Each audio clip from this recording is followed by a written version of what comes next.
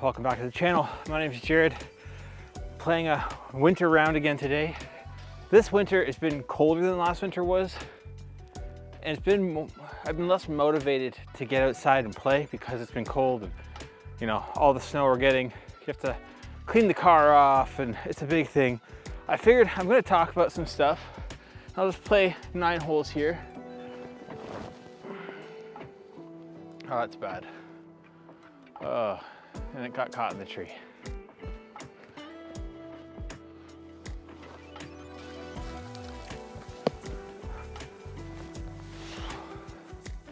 And Miles Ladder, who's another local disc golfer, has been having a putting league that I've been going to here in town.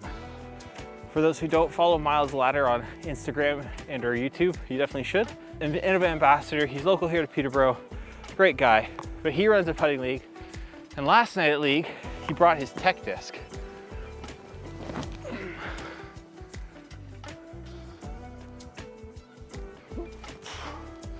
Oh, missed. One of the things about the tech disc is it gives you a lot of stats. And sometimes it's hard to know what those stats really actually mean. This is packed. This is slippery, treacherous. Ooh. But one of the useful things is the stats can help you to figure out where you're throwing, how you're throwing wrong, and what areas you need to improve. This next hole, there's a homeless guy living here, so I'm just gonna throw when I get to the hole and talk later.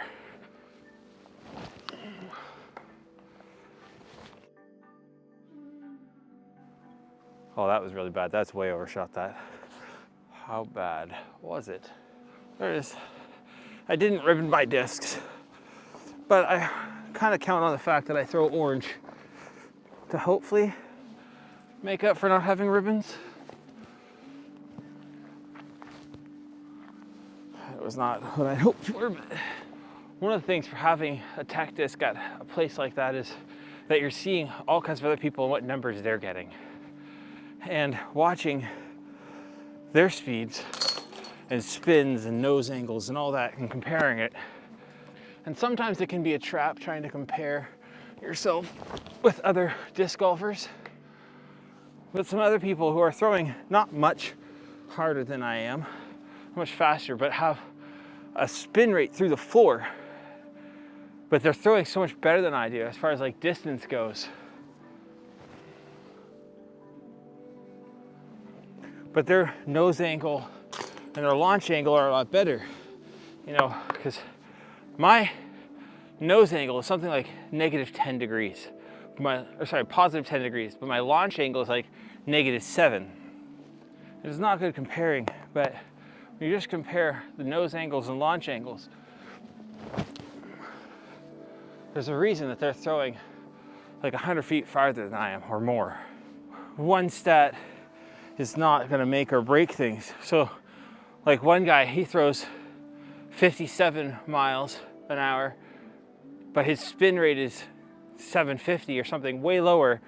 But again, he launches with a -2 to -3 nose angle fairly frequently, and his launch angle is somewhere at the +2, +3 mark. So he could launch a little bit higher, but what he's getting like 120 feet more distance than I do. That brings me back to even. Let's go. Now, people also assume that YouTubers make lots of money, and so I should be able to afford my own tech disc, which I can't. But even if even if I had a tech disc, I have no space to use it besides coming outside. And maybe it would be beneficial, but again, right now I don't want to be outside.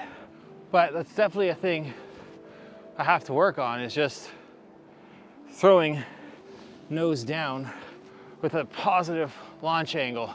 I think like that's just the thing that I'm going to be working on the most as I progress.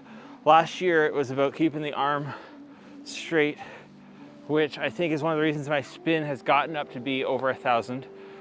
Still not like amazing. I think Gannon Buhr somewhere around 1600 or something like that, but I'm over 1,000 consistently, which I think is pretty good. But now I got to work on getting that nose down and getting the launch angle up.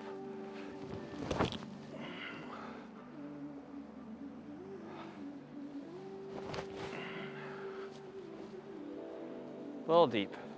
I don't know why, but sometimes missing deep just feels worse when you have like a 15-foot comebacker, because it's like, oh, I overpowered the shot before. Speaking of throwing deep, this is the hole that I keep having a hard time getting the right distance on. Like now I'm short, but last time I was like halfway to the pin of 4, or the tee pad of 4. Now the other form thing I get told a lot in my comments is they're like, oh, your lower body, bro. Got to work on the lower body. Ah, bugger. But I remember a story being told of Paul Macbeth and how he was like talking to a bunch of college kids and said, how far do you think I can throw? And they're like 500 feet. He's like, how far do you think I can throw if I do it from a standstill? And they're like, oh, like 200 feet. And you can throw 450 from a standstill at 500 in a run up. And it's because like the timing is the most important thing, and like your launch angle and all of that stuff. So I'm really focusing on all of this before I start to focus on the lower. And the other one is with putting. Sink my putt first. But people are like, oh, bro, you don't have like any lower body motion with your putting. When Isaac Robinson, Gannon Buhr, and the quote boys came up to the Rip, they held a clinic and I went to it, and when they talked about putting, Gannon and Isaac were talking about how like when people have a rock or something, especially at shorter distances, they're just you're adding in variables, right? If you throw one time here and the next time you're throwing there, it's 2 different putts, because you just added, like, if you're not consistent exactly the timing of when everything happens. And Isaac was talking about it's better sometimes just be planted, stationary, and just throw the disc. And so I've been doing that more, and that's what I've been trying to work on, is just having that consistent throw, that the only variable is my arm.